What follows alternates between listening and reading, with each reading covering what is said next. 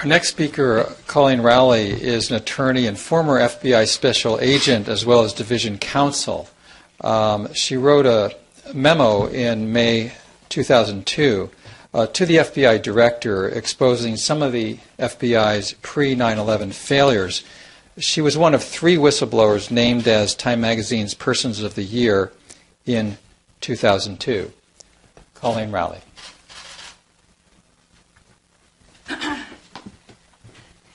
A few days ago, President Obama took responsibility and apologized for the drone bombings that killed Western aid workers.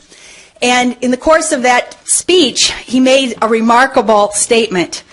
One of the things that sets America apart from many other nations, one of the things that makes our country exceptional is our willingness to squarely confront our imperfections and learn from our mistakes.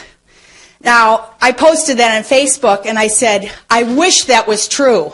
That would be wonderful if we could learn from our mistakes. Obviously, we are human and we make mistakes. But actually, when I talked about the post 9/11, that was 8.5 months after 9/11, and all you were hearing was that there was not any information that could have prevented 9/11. And they were beginning to do these things, to go off the rails, depart from the rule of law. I didn't know, but they had already begun to order these torture and violating the Geneva Conventions. They had turned on the warrantless monitoring right after 9/11. I didn't know about that. I did know some other things, though. I had some clues that this was actually going to this dark side. And so I knew that the truth mattered. 8.5 months later, if people weren't even willing to say what they knew about the clues and the so-called dots that they had before 9/11. So I wrote this letter, and I didn't leak it myself, but somehow it got to the press. And this was a moment of time before again, it was very early on, and they didn't know what to do with this whistleblowing. And on top of that, Time Magazine and many other press at the time recognized the importance of knowing the truth, the whistleblowing. It wasn't just 9/11, actually. It was Enron and WorldCom had collapsed. Lots of people had lost, their life savings and everything. So there was this moment, it was a short moment, unfortunately, where unlike what Daniel Ellsberg mentioned about the press saying that their sources were snitches, it actually was a moment when people recognized that we need to know the truth. After my memo leaked to the press, within 1 week, I got asked to testify to the Senate Judiciary Committee. And the night before I testified to the Senate Judiciary Committee, I'd written up this statement, and I didn't share it with anybody in the FBI.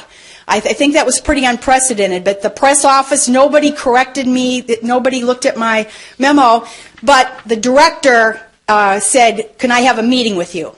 So Director Mueller had this meeting with me on this big table the night before I testified, and I was, trying to, he was trying to obviously say, don't say anything too terrible about the FBI. It wasn't really, he was only 1 week as a director, so it wasn't him anyways, and he told me, I'm critical-minded too, and if you ever spot any of this information, intelligence, please let me know. Call me right away.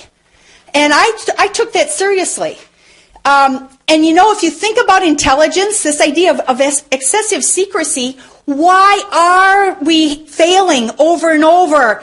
The drone intelligence is the recent one, but there's been many other cases, and people ask, why aren't they better intelligence? If you are suppressing the truth at the bottom, and you say, we only know at the top how the policy is going to go, we make the policy, we make the decision, and now everybody get behind it, and then you come up with the intelligence that will justify our prior decision. Can you imagine a scientist who already knows how he knows how his experiment's going to come out? Okay, so it's really completely upside down. So if you want to do intelligence and you want to have really good security, you want to have the truth from the bottom. You want all the people that have the eyes to have the freedom to tell you, no, this isn't right, blah, blah, blah. And certainly you want people that if they spot something illegal. When I was the ethics advisor in our office, and I actually had to give a ethics presentation 1 week before 9/11, and I teach now ethics, so these slides are in my head. One said, do not puff, shade, skew, firm up, massage, or tailor statements of fact. Okay, so, this is incredible that right after, a week later, I see this starting to begin. Everybody is tailoring and massaging, etc. And the other one was that we don't, our loyalty, our highest loyalty is to the Constitution. This was impressed on all FBI agents from the start. And if you understand that your highest loyalty is to the rule of law itself, then you have to reveal illegality. How else can you correct it? How can you, quote unquote, fix the mistake if you don't reveal illegality? So the cover-ups are always far worse than the original mistakes. And we need, I'm just going to say, we need informants, and they weren't all snitches. Some were. Whitey Bulger. There were some really bad snitches that deserve that term. But there were other good informants and cooperating witnesses that came forward, that told you how Enron had collapsed, that told you about a Ponzi scheme that you would never be able to figure out, or told you about organized crime, where everybody's benefiting and no one will tell you the truth. Whistleblowers in the criminal justice system are recognized as the only way to solve a case. So it's really odd to turn this upside down, and I think we're doing this at our peril because our own intelligence and security is at risk without telling the truth and without fixing the mistakes. And it's the journalist's job to get the truth out.